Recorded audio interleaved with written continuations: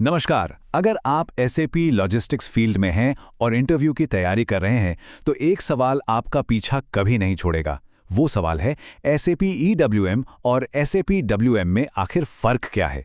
आज हम इसी सवाल की गहराई में उतरेंगे ताकि अगले इंटरव्यू में आप पूरे कॉन्फिडेंस के साथ जवाब दे सकें। और हाँ, अगर ये जानकारी काम की लगे तो सब्सक्राइब करना मत भूलिएगा। इससे हमें ऐसे और विश्लेषण बनाने की हिम्मत मिलती है। तो चलिए मुद्दे पर आते हैं। इंटरव्यूअर आपसे ये सवाल पूछेगा ही पूछेगा, SAP EWM SAP WM से कैसे अलग है। देखिए, ये सिर्फ एक टेक्निकल सवाल नहीं है, ये असल में आपकी SAP लॉजिस्टिक्स की समझ को परखने का एक तरीका है।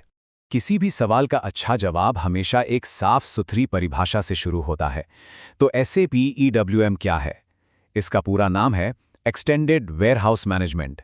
ये SAP का एक बहुत ही एडवांस्ड, एक मॉडर्न सॉल्यूशन है।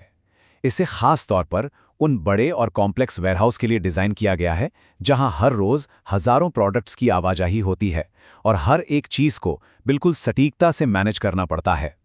अब इन दोनों के बीच के जो बड़े अंतर हैं उन पर नज़र डालते हैं।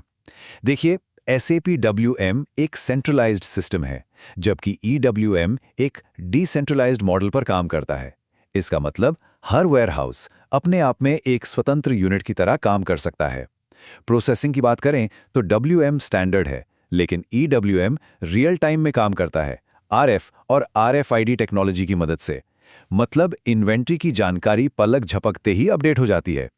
और यही वो खासियतें हैं जो EWM को WM से कहीं ज्यादा ताकतवर बनाती हैं।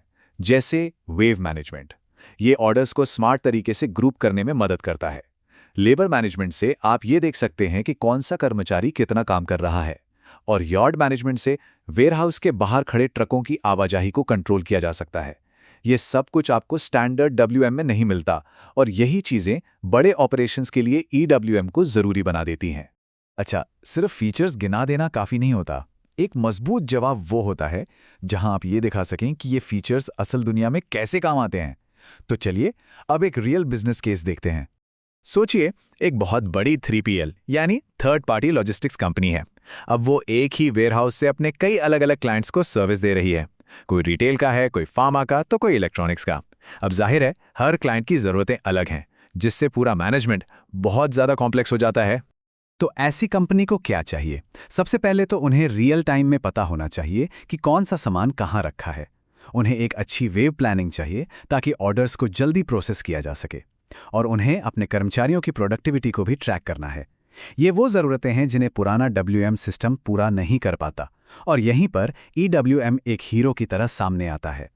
तो आखिर में उस 3PL कंपनी ने WM को छोड़कर EWM को क्यों अपनाया? जवाब सीधा है, क्योंकि उनकी जो जटिल ज़रूरतें थीं, जैसे कि real time visibility, wave planning और लेबर ट्रैकिंग, वो सिर्फ और सिर्फ EWM ही पूरी कर सकता था। इसी वजह से वो अपने सारे क्लाइंट्स को बेहतर सर्विस दे पाए।